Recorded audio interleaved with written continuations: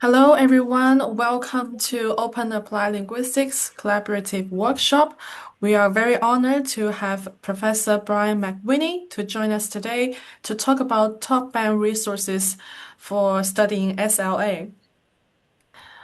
For those who are with us for the first time, Open Applied Linguistics is an international research network dedicated to promote open science, and the collaborative workshop series invites other initiatives to share cutting-edge tools, resources, or methodologies in applied linguistics. Now I will hand over to Priya to formally introduce our speaker. Thank you, Shechen. It is my pleasure to introduce our speaker for this session, Dr. Brian McWhinney. Dr. McWhinney is the Theresa Hines Professor of Cognitive Psychology at Carnegie Mellon University.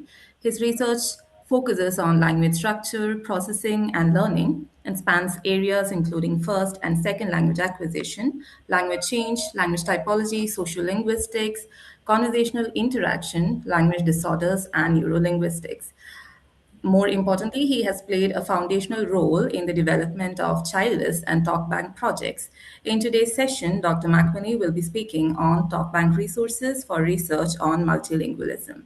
Dr. McWhinney, we are very pleased to have you with us today. Please join us in welcoming Dr. McWhinney, and over to you. Oh, thank you for the introduction, Priya and Shui Chun. Um, let's see. Well, I have to say okay up here. I think I said okay 3 or 4 times. Uh, yeah, thank you for inviting me. I'm always interested in trying to develop more resources for people who want to work on SLA. And I'd say we have quite a few resources, and one of our challenges is to make sure that they get used by people. So, in a way, I want to show you, first of all, what is the data that we have in SLA Bank and also in Biling Bank, Child's Bank, but also then the methods for using these data or adding new data. And this could be for a project of your own. So, right, I have here a logo from Carnegie Mellon University, one from PolyU in Hong Kong, because we've got a lot of work going on there too. And also actually in a couple other places in China and in Ireland. So we've got quite a lot of work going on in different places. Okay, let's see if I can get this to move. There we go, TalkBank. So TalkBank, this is at talkbank.org. So if you just go to your browser, talkbank.org, you can see TalkBank. It's the world's largest open access database. I mean, there's many databases. Oh, I say for spoken language. I mean, obviously there's an enormous amount of written language on the web. But in terms of spoken language, there's not very much that's really open access and transcribed. I mean, there is YouTube, but it's not really systematic in any way. So really, when you think about open access data for spoken language, this is really the largest database that there is. So people have used the data for a lot of things. So 14,000 published papers have been based on use of the data. This is not, of course, all second language. A lot of it is child language, aphasia, and so on. I'll show you the list of users, 68,000 registered users. Then we have 9 terabytes of media. So lots of data, lots of different areas I'll mention, and lots of different languages. So it's a very, very broad coverage of language. Of course, there are 7,000 languages in the world, and this is only 32. So, there's a long way to go, right? Okay. Come on. I've got to get my mouse in the right place. Okay. So these are the 14 different areas that we cover. And as you see, the multilingualism here over on the right is really these three, which would be, well, we have some tutors, but that's not really the database. There's Biling Bank, SLA Bank, but then there's a lot of SLA data inside Child's and also in really a couple of the other databases. Okay. Keep on. Here we go. So SLA Bank would be the largest collection of second language acquisition data. And if I click on here, you can see Oh, by the way, these clicks are all going to the web. So, this is all active on the web now. You can see here all the different databases. This very old database, the European Science Foundation, is interesting because, it has so many combinations of Dutch and Arabic and Turkish and German and Swedish and so on. It's, maybe not as good as some of the more recent databases, but it's got quite a lot of coverage. I'd say, some of the best data are, things like this database, this Splunk from Laura Dominguez. This is great data. A lot of people from Southampton have created the databases. These are mostly college students or advanced high school students learning French and Spanish. And I'm working a lot also with Nicole Tracy Ventura. She's now at Oklahoma State. These people who have developed these lang snap corpuses, they call them flock and Splunk and so on. So great stuff. There's also a lot of wonderful data from Spain, from Nebrija, and here I'll give you a shot of this here. These are, video data of students who are doing, making presentations. These are mostly American students actually in Spain. And Experiencia en España, nuevas habilidades que he aprendido. Cuando salí para España, una meta mía era conocer a mí mismo, porque es la primera vez que he vivido completamente independiente. very sweet presentation about his, experiences in Spain. So we different, different levels of recording. Some is with video, some is only with audio, and some is most of it is with either video or audio linked at the level of the utterance, like you saw there. Okay, so let me. So there is a series of programs that we've created called Clan, and a lot of this was also picked up in Hue in Hong Kong, and Peter Scan have this format called CALF, which is looking at second language in terms of evaluating second language in terms of complexity, accuracy, lexical richness or diversity and fluency, which I think is a great statement of all the different ways in which people are advancing with the second language. And of course, some of them, some people will be better at one than the other. Some people are very fluent, but they're not very accurate and so on, or maybe not very complex. So we have methods for really computing all of these. And yeah, I'll be saying a lot about that. Okay. So within the child language database, there's actually a lot of data from children who are becoming bilingual or already bilingual. Like a great corpus here from the Yip Matthews database in Hong Kong of mostly Cantonese English bilinguals. Some also now more recently Mandarin English bilinguals and even trilinguals of Mandarin, Cantonese, and English. And yeah, I mean, again, all of these, some of these are with video and some are with audio, but it's all, if I click on any of these links, so you have every corpus has a web page here with the contributors, and then you can click and you can say, aha, here's the either Cantonese or or which of the different children, Kaizen, Canfren, and so on. You would play them back and so on. So, and then we have all the articles that they've written, and here's some publicity and project description about it, and each of the children and their background and everything. So it's a very complete description.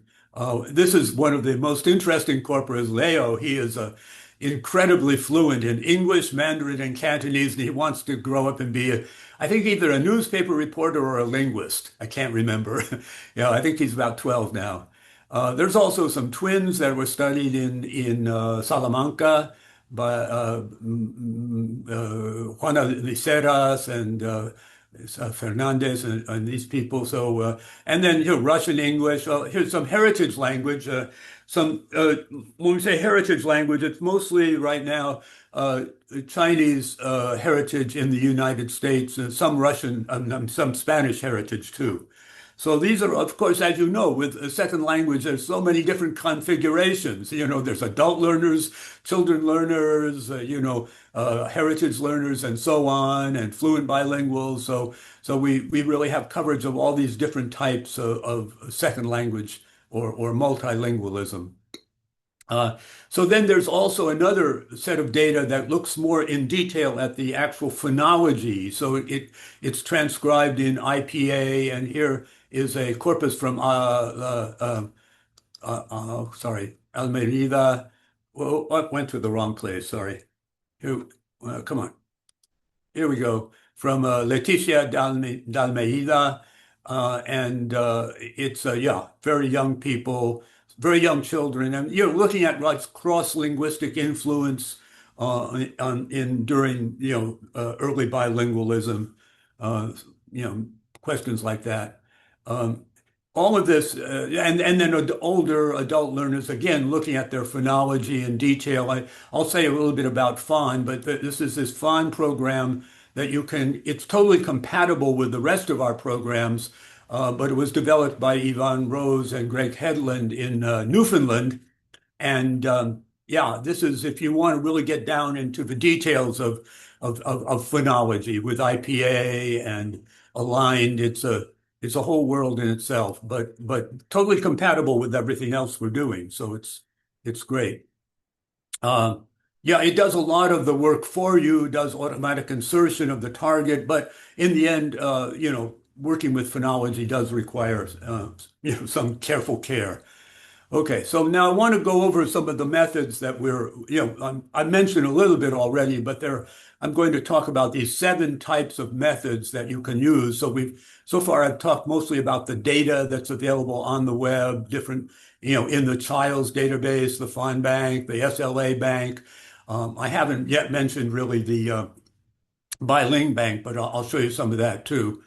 But then apart from the database are all the methods. So there includes this, 7 things here. I'll go through each of them one by one. Okay. So the first one, I think now, and the most exciting is the use of, automatic speech recognition so that people can transcribe more quickly the data that they get. You don't, and one thing about our transcription format, which is now, well, the program is called Bachelline, and you can find it here on GitHub. You can download it for free. And here it talks about how to install it and so on. Yeah, so I really recommend it highly because one of the nice things about Bachelline is that it not only transcribes, but it does it in the format that we actually need to put the data into TalkBank. So all of the sentences are properly aligned and everything. So it goes beyond the normal simple transcription you get with something like Whisper or something like that. So right, and I guess I could say a lot about this, but I guess what I should say is that it's really great. It really works beautifully. And here's Hojun Liu, who is the programmer, and also Franklin Chen has worked on this. So great job.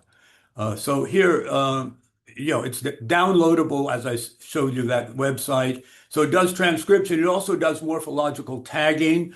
And that's good for many of the large languages, whether it's French, German, Hindi, Cantonese, Icelandic, even a smaller language. But, we have morphological tagging. I'll show you more about that. It can also be used to see how accurate the thing is going, we call benchmarking and so on. So, yeah. Okay, so it does a thing called tokenization. Maybe I don't need to get into all the details here, but this is AI. So all of this really all these different tools that I'm talking about are all really based on neural models and so on. So the tools themselves use a lot of AI, but we haven't yet really applied AI for the final analysis of the data. And, I'd like to hear people's ideas on how that might be done. Mostly we're still at the point where we're using, basic programs for things like frequency and co-occurrence and so on. Here's another AI program, AI-based program. It's called Universal Dependencies, UD. And that was originally pushed by Google and then sort of turned over to Stanford, and they made a thing called Stanza. Let's see if I can get this here. So universal dependencies are ways of tagging all these languages. I don't know how many they have here, like 280 or something. Uh, but yeah, I mean, many of the languages are very highly covered, the big languages, but some of the smaller languages just have, a very, very small amount of data. So you don't expect them to do quite so well. But, languages like German or English are just, extremely well covered. And so the results then for these languages with a lot of training data are really, really good in terms of morphological and syntactic tagging. And it is all automatic. Um, the whole idea of universal dependencies is that part of language, in a way, this is sort of like what Chomsky says, universal grammar, but it's not exactly right. But the idea that the part of speeches are pretty common, at least along many of the large languages do have many of these parts of speech. But if you get into some of the more indigenous languages, maybe this starts to fall apart. But so far, part of speech tagging is pretty universal. Even for something like Turkish, Hungarian, Cantonese, it's still working. And then there's also a dependency relation set. So it does a dependency grammar and use again. These things are not really totally universal. Some languages have more than others of them, but things like subject and object are pretty common in different languages. Yet, of course, when we get to ergative languages, it's different, and there are ways that they handle that. But the one that's really not universal at all is the feature set. And this is, of course, all languages differ in enormous ways in terms of the details of their morphology and what they express and the gender and the honorifics and, oh my God, all the different ways that persons are expressed. So obviously that is not in a universal sense, but it is still covered by the tagger. Okay, so universal dependencies is kind of a nice way of looking at grammar. We can also, in our editor, we can do right to left languages like, Arabic, Hebrew, and I guess Urdu is right to left, although Hindi is not, fortunately. So it's a lot easier to work with languages that are left to right. But at the same time, there are languages that are right to left, so the editor can handle that. So of the languages we've tagged so far in Childs and also in SLA Bank, there are many that have been tagged, and basically there are only a few that we can't. Here's what it looks like to get a universal dependencies tag. This is, a dependency analysis of a single sentence like I got no blanket. Oh, not good English, right? But anyway, I got no blanket, just as an example. And all of this is automatic, and you can after it's done, you can click on these utterances and you get a graph that comes up and looks exactly like this. This is, sort of the AI underneath the tagger. We don't need to go into that, but it's all well thought out. Okay, so apart from ASR and universal dependencies, we have all of these programs called CLAN that look at frequency counts and so on. So in order to really compute complexity, accuracy, lexical diversity, and fluency, you can do all of that automatically, except for accuracy, because right now it's hard for us still to tag when a person makes a mistake, what type of mistake. We have a coding system for this, but it still has to be done by hand. The rest is all automatic. So CLAN, yeah, is a program. We now are making it so that CLAN right now CLAN is something that it's a program you download, you put it on your computer, but we are now going to integrate it into a web system so that you will essentially be running right directly on the database using the CLAN editor on the web. So there won't be a difference between Mac and Windows. It's all going to be inside people's browsers. Okay. Oh. So nothing, right now, this is a little embarrassing because of the TalkBank DB, which is a great system. Right now, we're reconstructing it, so it's currently offline, but it's a complete database searcher that allows you to do things like looking for n-grams, and you can make graphs of frequency counts and growth over time and so on. You can do what we call cross-tier analyses. You can compare say an error on the main line with part of speech or with some phonology. So you can really look across all of these different areas of language. But right now it's offline, unfortunately. Okay. Um, okay. So I won't say much about that. So method 5 is a thing called collaborative commentary, which I really like. I use this a lot when I teach. This is an example for child language from data from Mike Forster in Nottingham. And as a teacher, you organize a commentary group, which would be my class, and they have an assignment to go in and look at the video and make comments. You can see these little C, the letter C here. Oops, I don't want to do that. Oh boy. Here we go. Anyway, if you click the letter, I can't click on this. It's just a screenshot. But if I went to that site and I click on the letter C, then it would show me the comment from this learner from, say, Buvana Baradwaj. I can't say that name, but Baradwaj. Okay, but anyway, you can look at all the comments that your students have made, and you can set up a tagging system. So it's really let me maybe if I click here. Okay, so here's that same interaction, and here we go. So here's Ella talking, and we'll stop it. And if I press on collaborative, then I can participate in a group, and I can start making tags, and I can participate there, and I could look at what the tags are for that group. And then I'm looking at when does she laugh? When is there a misalignment? So this is sort of conversation analysis.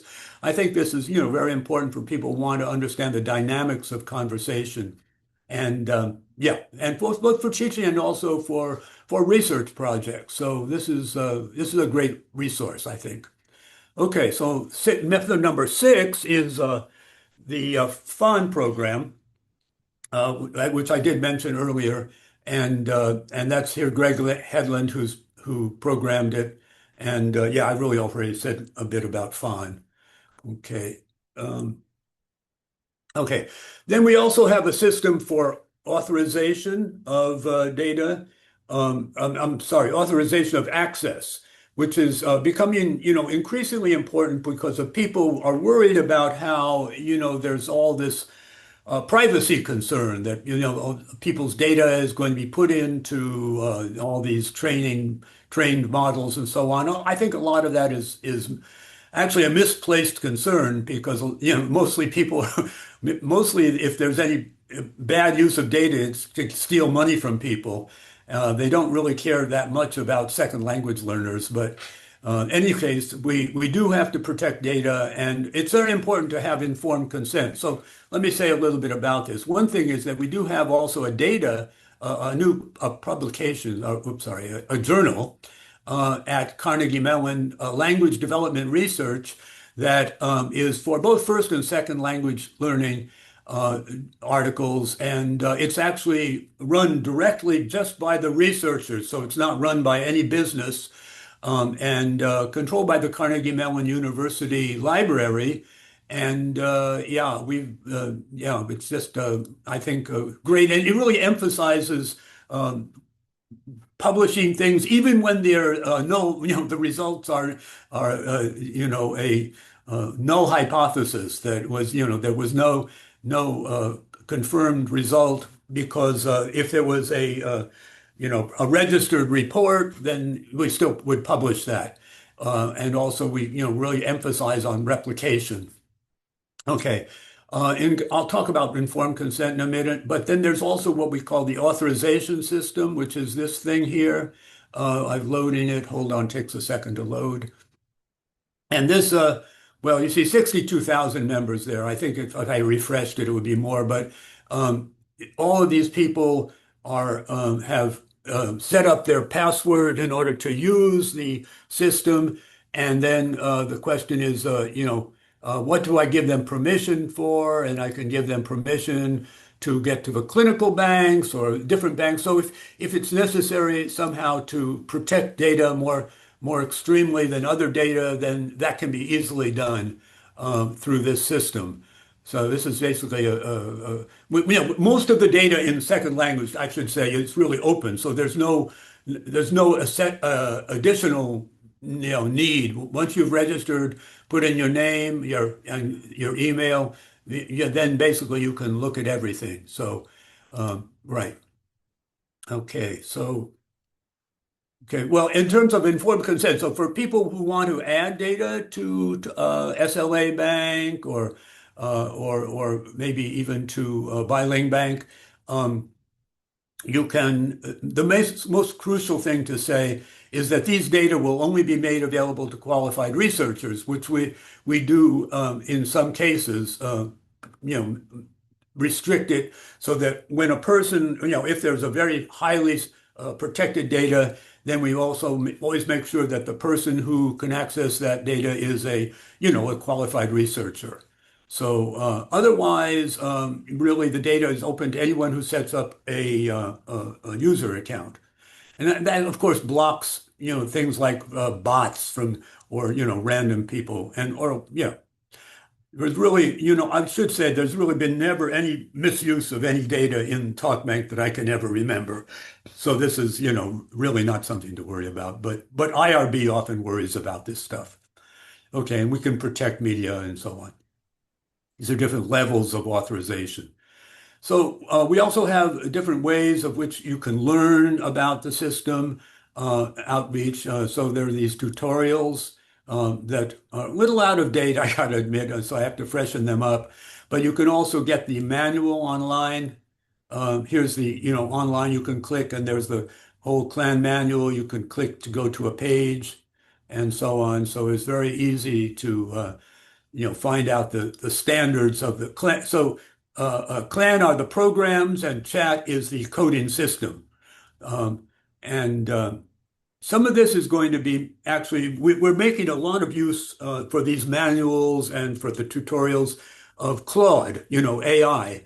And Claude is going to write a new manual, for us, which will be great, Okay. So we also have Google Groups list. There's one for SLA. And, here's the Google Groups that are for the different databases. And there's a newsletter. Well, that's more for child language. I should say we have an advisory board. We also have starting to put um, most of the resources of TalkBank at other places outside of Carnegie Mellon. So right now there's a pretty much a complete deployment at PolyU in Hong Kong and less complete one at Eastern China Normal University and then at Galway in Ireland. So we're really encouraging other sites to have the same tools and methods for adding data and access to the data and so on. Okay, so in the future, what are we trying to do? International deployment is very important. I see that I'm pretty good on time. I want to go back actually a few slides and show you some of the code switching data, but it's very important to have more and more multilingual and multimodal. So a lot of the data right now is still audio with transcripts, but I think video is really nice to have too. So, for example, that data from Hong Kong, from Yip and Matthews, a lot of the data in Chinese is with video, which is great. But also, diverse in the sense of we need more and more from small language communities, maybe from different dialects and so on. And one nice thing, though, I should say about SLA data is that a lot of it is longitudinal. So like that data that I mentioned earlier from Southampton, that is measured at several points as the learner progresses. So that is so important, I think, for looking at SLA data. Uh, oh, no, cross-sectional is important too, but longitudinal is even more revealing. Uh, it would be really great, and this is something we don't yet have, which is the ESM method. This is, the experiencer sampling method where, you have an iPhone and you go around during the day and record, what you're doing, record your interactions with people. We do have one corpus in SLA Bank called IceBase, where a young Canadian lady is learning Icelandic, and she records herself as she's in a bakery learning Icelandic. So it's very, very you know language in the wild, you might say, but really heavily sampled. Another method that people have is called the day-long recording, where they turn on the recording and it goes all day. It goes all day, and you say, well, that's going to be hard to transcribe, but actually, we've had very good luck transcribing day-long recordings. Okay. Another area where we're very interested in making some progress is the idea that, with AI, you have, sorry, what was that? 我做過圖啦，或者 Oh, somebody's got their mic on. Okay. Uh, so with AI, you have enormous amounts of data and huge data centers, with billions of parameters and trillions of words. But a child learns language, they use, at the most 30 million words, during their first years of learning. And so the discrepancy between how a child learns language and how the AI learns language, is enormous. So how can we get automatic artificial intelligence, uh, transformers to learn language more like a child? And this is really quite a challenge. But there's some advance in that. It obviously requires new ways of configuring teaching. And then, of course, there's the alignment with the brain. Uh, that's another kind of AI issue. A lot of my colleagues at Carnegie Mellon are working on that. I don't see anything yet on that for second language, but that would be really exciting to have. And then we're using a lot of AI for understanding both development and remediation of problems. But right now, for example, sorry, I want to go back. Come on, go back. But right now, we're also developing tests to measure how well immigrant children are picking up their second language. So we have several automatic tests like the sentence repetition task and word repetition just to really do some automatic measurement of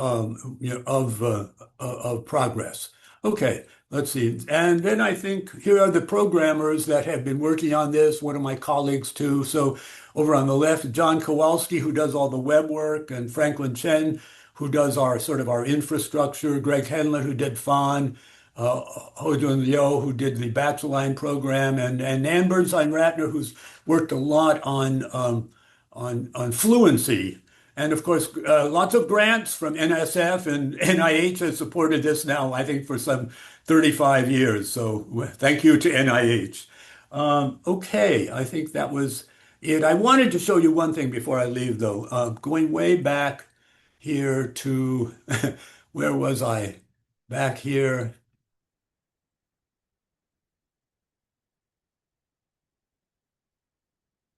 Yeah, I wanted to really click on this one. This is we also within SLA we have on the one hand the SLA Bank, in which mostly there's not encouragement for code switching, but then we also have another bank called Biling Bank, which is really people are doing a lot of code switching.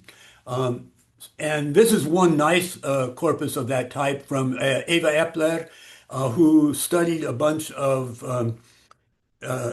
Austrian immigrants to England. These are people who left Vienna just about the time that Hitler was invading Austria, and they're Jewish people, and got to London as children, and they picked up English pretty well, but they still speak sort of this Viennese Austrian. So here. Jetzt habe ich das leider schon zurückgeholt. Aber ich kann das jederzeit wieder mitnehmen und dann sagen wir dann eine listening. Oh yeah, I would. That's what I was trying to get my. So they're going back and forth between English and, they're playing some kind of card game and they're having, they use pennies and so on. So that this is, it's just really very much realistic code switching among a group of mostly women with a couple men playing cards in this, I guess this sort of uh, club, club for Austrian immigrants to London.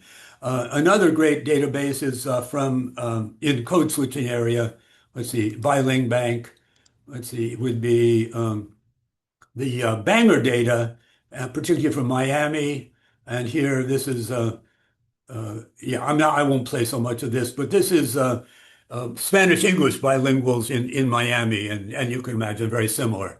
Now, I should say when we have these data on the web here, we can also use view dependent tiers. So here you can see that if I click that little button, you can see the morphological analysis and the grammatical analysis. Right now on the web, you couldn't if you have this on your desktop and you click on GRA, it will give you that dependency graph that I showed you earlier. But I can't do that because this is just a on the web in the browser.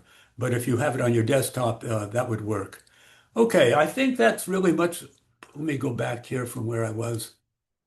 Okay, so that's pretty much what I had to cover, but I'd be happy to go back over some of these things because I know I went a little bit quick on some of them. Oh, by the way, I just love this one, Istrian. This is Italian, Croatian, uh, uh, you know, dialect mixing. Oh my gosh. Okay, in Istria, one of the most beautiful places in the world. Okay, well, thank you all very much, and I hope you have questions.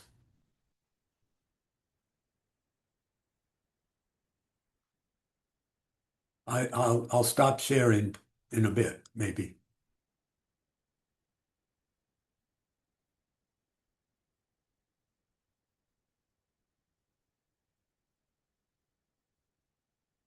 Priya, are you talking? I'm going to turn back over to you.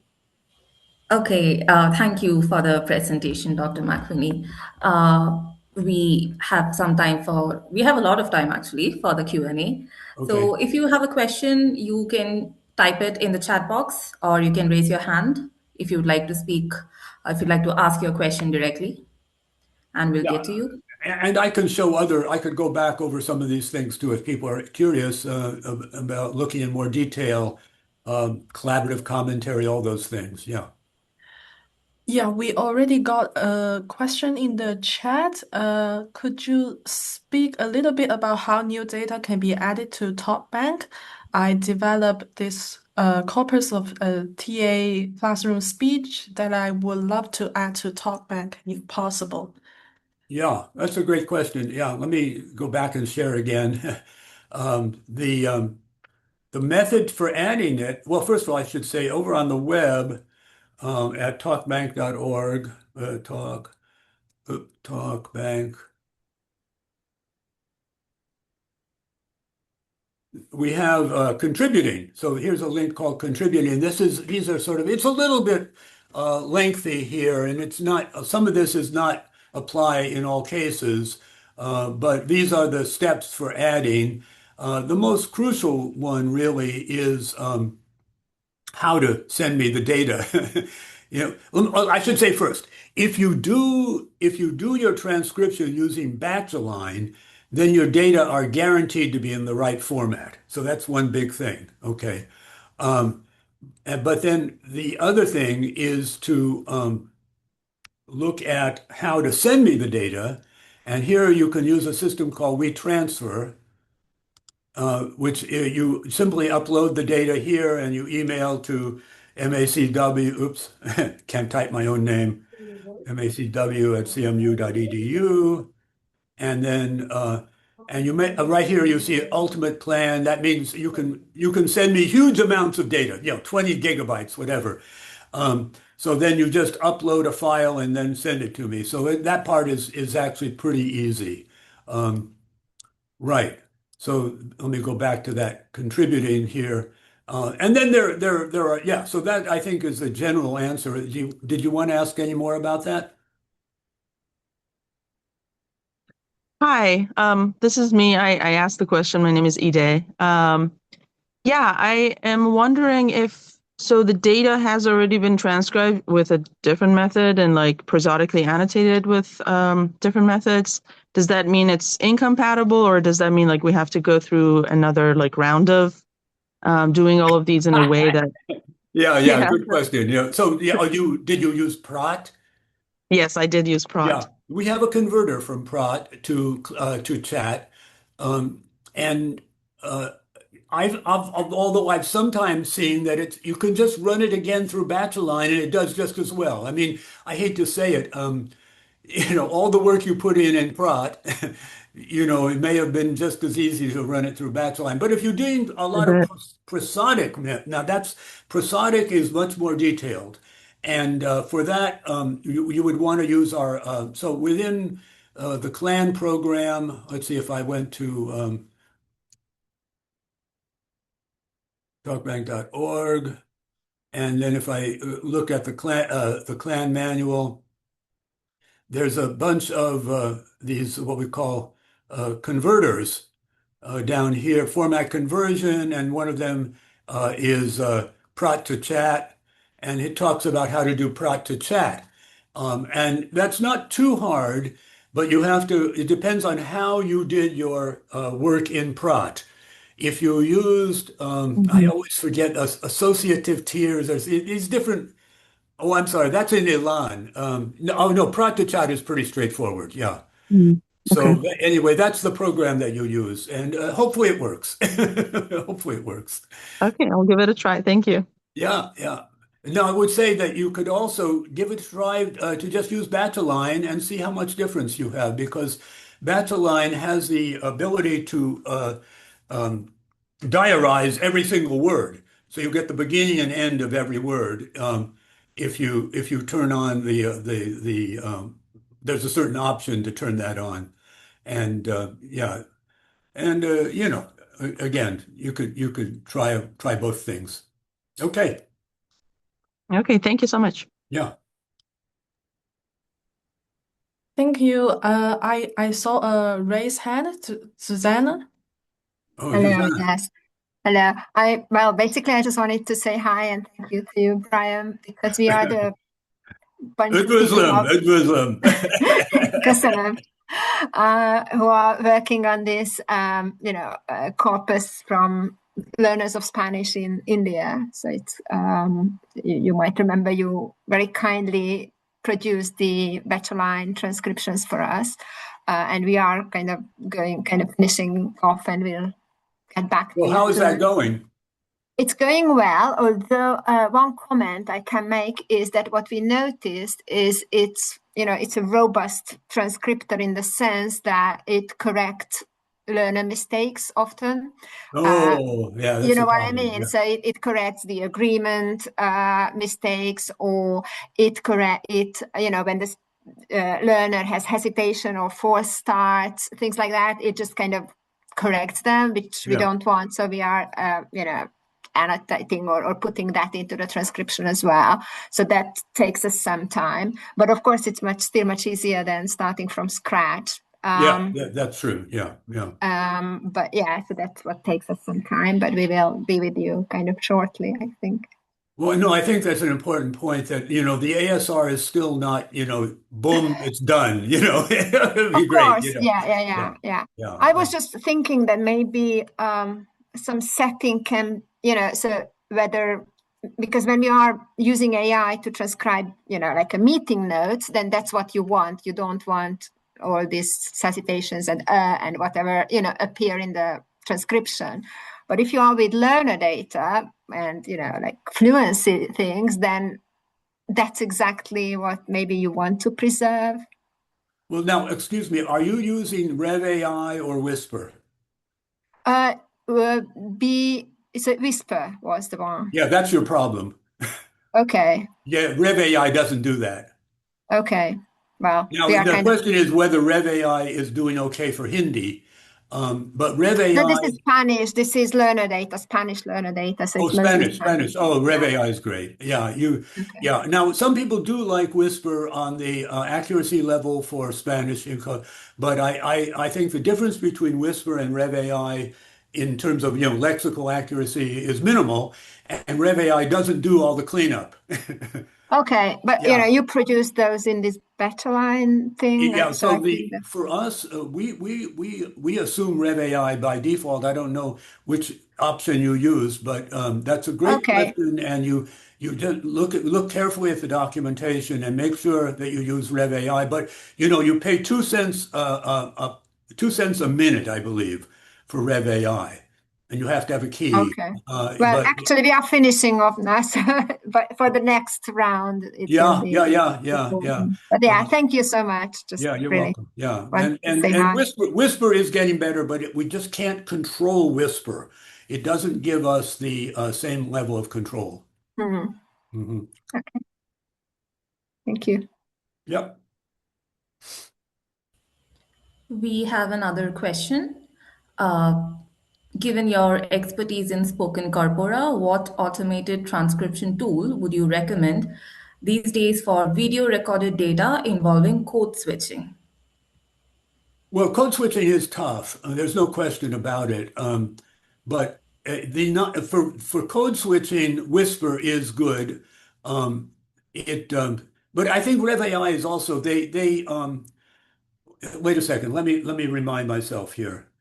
Um, Yeah, I think both of them are working okay for code switching. What happens with code switching is that the model goes along, and you say you're using English, and then if you have Spanish, it may miss the first Spanish word, but as it goes into the Spanish, it picks up more and more Spanish.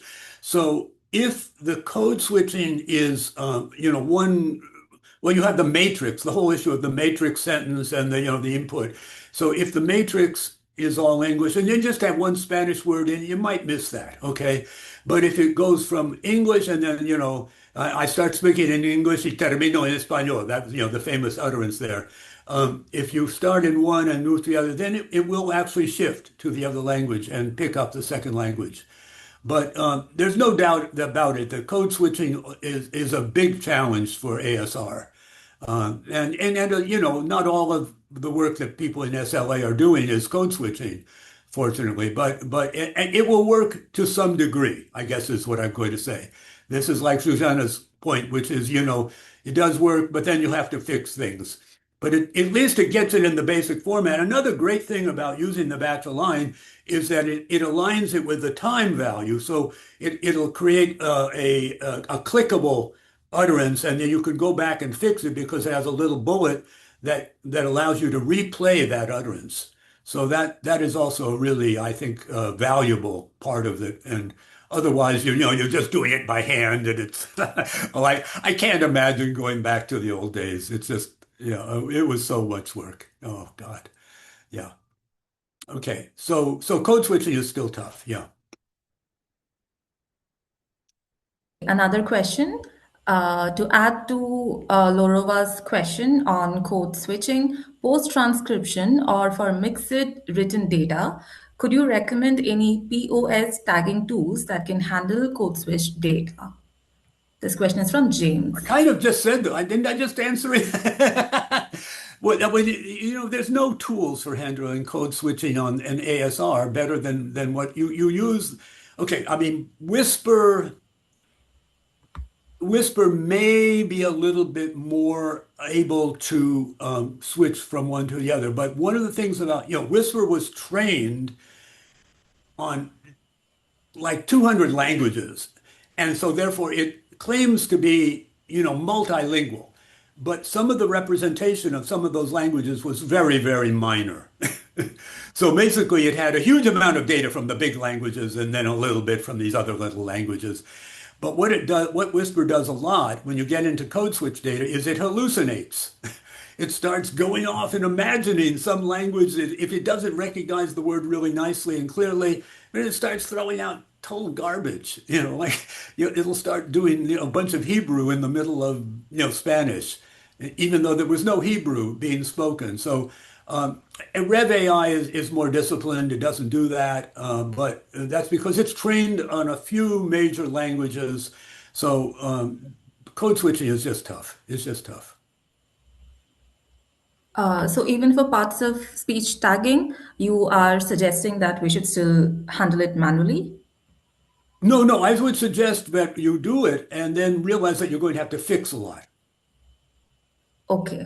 Yeah, no, no, you're going to have to fix a lot. Now, there is one other thing I didn't emphasize, and I had a little sentence in there, I skipped over it, which is that modern NLP, NLP is natural language processing, modern computational linguistics, all assumes that the data are going to be in the native orthography. So if you start doing a romanization of Hindi, for example, the the tagger doesn't know what to do. They're looking for Hindi, what Devanagari, right? So, you have to transcribe in the native orthography, which is kind of, with Hindi, that's not so bad because the orthography is actually pretty good. But for Arabic and for and for Hebrew, it's really bad because they don't transcribe the vowels. And so everything becomes ambiguous. And it's doable because you have large language models and they can make good guesses about how things fit together. But still, they do require native Hebrew script, native Arabic or Urdu script. And then, of course, when you go into Chinese, then it's, of course, extremely unambiguous because the characters are just, every character is exactly what it is. It's beautiful. But every language has its peculiarities. But the thing is, it has to be native script. It is always has to be native script. Yeah. Okay, I have a question about that. So, what Yeah. happens to data which are, so some languages use the same script. For example, Tulu language in India can be written in Kannada script or in Malayalam script. There is a Tulu script, but it has been this way. Oh, So, if wait, are data, these different native scripts? yes, so two Oh, different yeah, yeah. languages use the Yeah, same there are script. there are languages that definitely have that problem. Yeah, Bulgarian would be one. Um, Mhm. well, wait, there's two different things. One is there are languages that have multiple romanizations. Arabic is a good example, because there's Lebanese Arabic and Moroccan Arabic and all these things, and they all are different. Okay, so but then there are languages that have different formal scripts, like let's see, I think Kazakh has either Cyrillic or Roman, So in that case, you really have to look at what the NLP people are doing. But we did have some Kazakh data, and I think we had to use Cyrillic. So you want to look at the one that is sort of the most officially recognized script. And this can become almost a political problem. Um, even like when you go to Cantonese, it's sort of got the Mandarin script, but then there's a lot of characters that are special to Cantonese, and the Cantonese government had to issue, so there are these details. But in general, it's a solvable problem. Let me put it that way. But you have to make sure you know what you're doing. I think that is key. Yeah. We'll take And one so more which question. languages have this problem in India? Many actually, but I can think of Tulu. Tulu is a language that is spoken in Karnataka, Uh-huh. but people in Karnataka can write it in Kannada script. People Uh-huh. in Kerala, which is the border, they would Right. write it in Malayalam script. Oh, I see what you're saying. Yeah. So the scripts are totally different. Yeah. Yeah. And the original script is now being revived. And the government doesn't, the provincial government doesn't have an official version. I think No. different governments use Yeah. the Yeah. It's a equivalent political, scripts. this is a It becomes a political language and problem. power issue, like you said. Yeah. We'll take the last question Okay. from Hugo. Hugo is wondering how you see TalkBank contributing to research on multilingual learners. Actually, sorry, I will just read it out. I was also wondering how you see TalkBank contributing to research on how multilingual learners actually use the linguistic repertoires in educational settings, particularly where curriculum frameworks may not explicitly recognize or articulate the role of additional languages. Well, so this is sort of the translanguaging question to some degree, maybe. Well, okay. Let me say that most of the data we have in TalkBank, whether SLA Bank or Biling Bank or Childs, are not classroom data. Okay. We have a couple of recordings of classroom data, one from Penn State, and the reason well, actually, some of the Nebria data in Spanish is kind of classroom, but it's those presentations where the student gets up in front of the class and makes a presentation. There's very little, maybe one or two recordings of teachers in classrooms, giving lessons and with then students responding. Some of the problem is in some classrooms, it's so noisy that you can't make a decent recording. But in other classrooms, it's not like that. And I don't know why we aren't getting more data like that. It just, to me, it is totally not right. We need that type of data. And I don't know what are they, are people afraid of being, maybe the teacher is afraid of being seen. But if a person is a good teacher, then I would think they'd be proud to have their teaching seen on the web. So I think this is something that the people in this audience had to think about. Many of you probably are teachers. Why can't we? Now we have a lot of classroom data, not from second language. So there's a whole database called ClassBank, and it is beautiful data. All learning STEM, mostly in the United States, a little bit outside, but mostly United States. And it's this well-recorded video data of classroom interactions and how children are learning or teenagers learning and all sorts of different subjects, and yet we don't have the SLA data. So this is to me, wow, we really need SLA classroom data. So maybe somebody can make a grant proposal saying we need this, right? Okay, so we got some research ideas as well. Do we have any more questions? I think it is time to wrap up the Q&A. Okay, thank you. Thank you all. And it's great to be able to talk to all these people. Okay. So I will hand it over to Shechun. And thank you everyone for all the wonderful questions. Thank you, Dr. MacWhinney, for answering them patiently. Yes, thank you so much, Professor MacWhinney, for this fantastic talk. This talk has covered a brief overview of the databases available on TalkBank and the methods that can be used for transcribing or analyzing the data, and also some future development and some exciting research idea of collecting more SLA classroom data. And thank you everyone for joining us today. The recording of this session will be shared on our YouTube channel. The name is Open Applied Linguistics. And if you enjoyed today's event, please consider following us on Facebook or X for updates on similar events or other activities. And thank you again. We hope to see you sometime at our future events. Okay. Bye-bye.